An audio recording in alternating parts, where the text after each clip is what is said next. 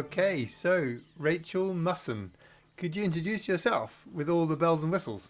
I am the founding director of ThoughtBox Education. We're a small but mighty social enterprise working with schools across the world to support a culture of triple well-being within the educational landscape.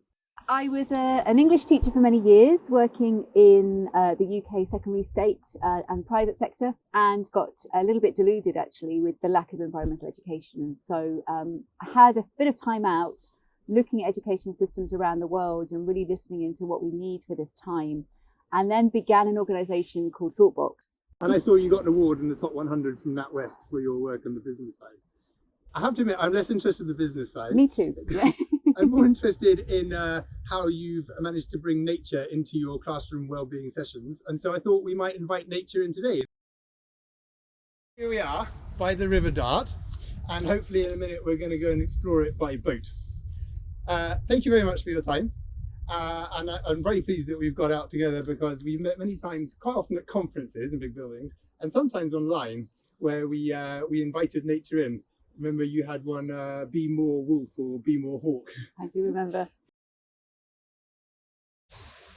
Rachel, triple well-being seems is core to what you do. Could you summarise that in a nutshell, a hazel nutshell? Hazel nutshell. Okay, so triple well-being is a holistic approach to nurturing our inner world, building caring communities, and revitalising the planet. In brief, it's a recognition that our own wellness is deeply connected to the wellness of others and the wellness of the planet, and that we cannot be well if people and planet are sick. And so it's a way of supporting a holistic approach to thriving through the simple act of care. So we just focus on the invitation into self-care, people care, and earth care, recognizing that our actions have consequences on the wider world around us. In today, and I wanted to give thanks to the River Dart, which seems to be absolutely pumping with life at the moment. Where I slept in a hammock on these branches last night, and before I got up there was so much wildlife.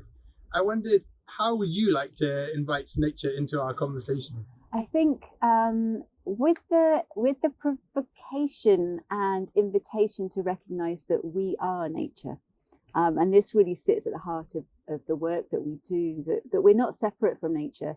And sometimes we look at the natural world as a place to go, rather than a place that we are already. So I guess I'd like to welcome both our innate nature and to give appreciation for the fact that there is just abundance of life. There's a lovely quote which Mary Oliver gives, and she says, pay attention, be astonished, and tell about it. If we were just to spend a minute looking at what is here and show our astonishment and then tell about it, like, that would be a much more fascinating podcast. Well, when we go on the canoe later, maybe we'll do a bit of that too. There's a little firecrest come to join us in that tree. So if you were going to explain ThoughtBox and triple well-being to a forest, how would you explain it?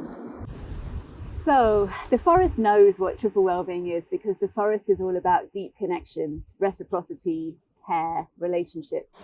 And triple well-being is an invitation to relate more healthily to the world and recognize our interdependence and our interconnection. So if I was talking to the tree, I would invite the tree to listen in to who it is and how it flourishes. And that tree would know that it can't flourish without the other trees in the forest, that it absolutely needs the mycelial network underneath it to feed its nutrients, and that it's also supporting the health and vitality of the rest of life around it. And so I would talk to the tree with a deep appreciation of its abundance in generating this narrative that its own well-being is intricately connected to the well-being of others and of nature. And that's what triple well-being is recognizing that our own wellness both supports and needs the wellness of our communities and supports and needs the wellness of the planet. So trees are really an icon that we look to sort of share these ideas with children. Beautiful, thank you. I travel a lot with my work through Ministry of Eco-Education, and people often talk of you up and down the country. So you clearly have a really big reach. And like Ministry of Eco-Education, we try to make sure that we are just supercharging sustainability across education. And I know we have so much overlap in our ethos and our work. How do you think the triple well-being support sustainability in education? So one of the inconvenient truths, and I often call myself an inconvenient woman, is that sustainability, as you know, is not something we can necessarily add on. It's something to underlie everything that we do. And so what we need to really help educators to do is bring sustainability practices in from the side, but also to be transforming the learning that's happening in itself, because sustainability only works if it's holistic and if it's integrated to the whole learning community. And so what we're trying to support and enable with triple wellbeing is recognizing that every single practitioner is a guardian and a kind of participant in creating healthier ecosystems, and that sustainability is not the job of the geography teacher, the science teacher, or a particular lead. It's everybody's role. And so how can that become embedded practice? And really what we're looking at with triple wellbeing is helping teachers to bring in practices of supporting healthier classrooms, healthier cultures, healthier learning environments in small ways and in large ways. And for some, that might be through lesson materials. For some, it might be through just how they're helping children to connect to the world. For some, it might be through design of their meetings. It might be the infrastructure in the school, you know, the culture, the curriculum, the campus, the community. These are all places to embed sustainable practices, and really triple wellbeing is a holistic approach to sustainability. I know you're quite well travelled with your work and with pleasure, but where have you seen really inspiring best practice in UK or abroad? So one of the things that we're really trying to support at the minute is shining a light on those who are really stepping into this space. A couple of practitioners come to mind. There is a beautiful school in Kenya, not quite so close to home, in Kilifi, where the entire school culture is focused on caring for self, caring for others, caring for nature. There's a no shoe policy in the school, and children are very much integrated into indoor-outdoor learning. But that has been a very quick transformation from a fairly mainstream education setting to a very strong community-based practice. Parents are very much part of the learning community, and there's a very interwoven culture of care in the school.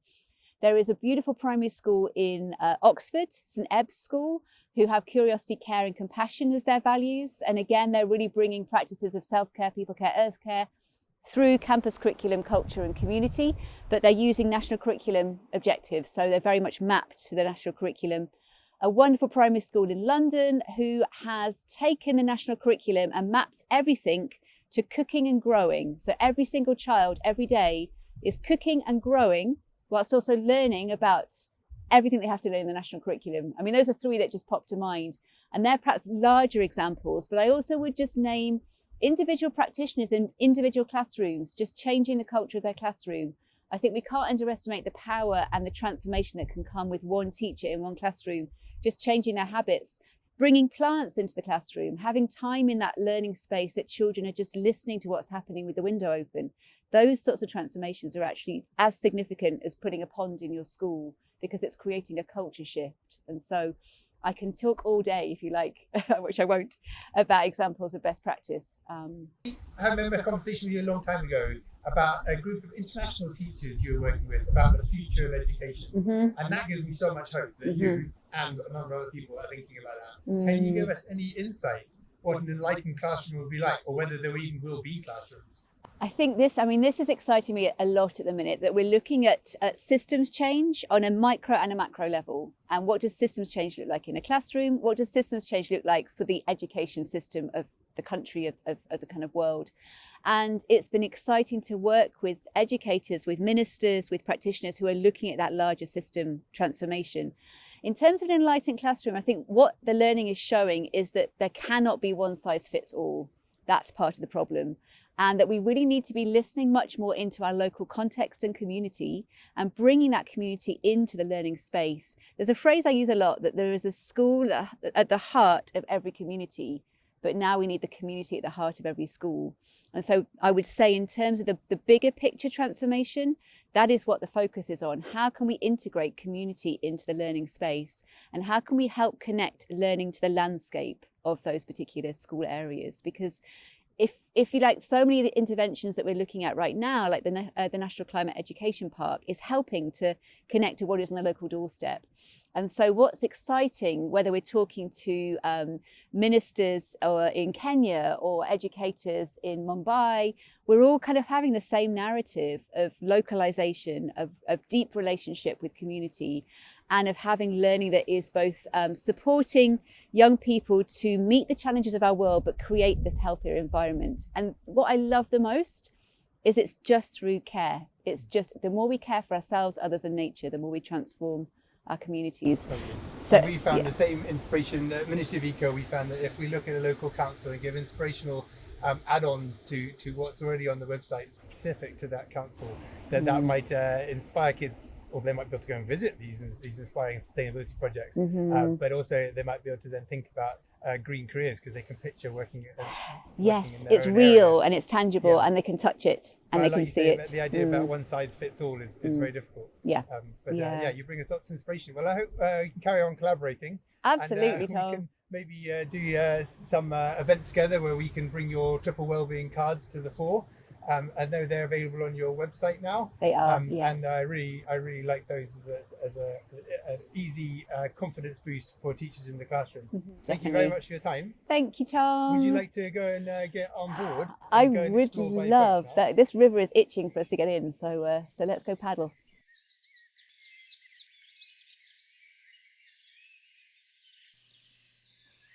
Well, we've had a very nice paddle downstream, surrounded by wildlife and lush vegetation. Thank you very much, Rachel. We're coming up to my camp now, so I just wanted to ask you if you've had any final thoughts about our conversation back in the woods. As we are in a forest, I would probably firstly thank the forest. Such a lot of the wisdom and guidance that we've taken to bring triple wellbeing to life has come from nature. Well, it's all come from nature, and recognizing that the forest is an embodied example of relationship, and at the heart of triple wellbeing is relationship. And so this tree here, like, it is both its own being, it's supporting its own wellness, but it's deeply connected to the tree over here and the saplings over here, because it's part of the community in the forest, and it's intricately connected to the rest of the natural world.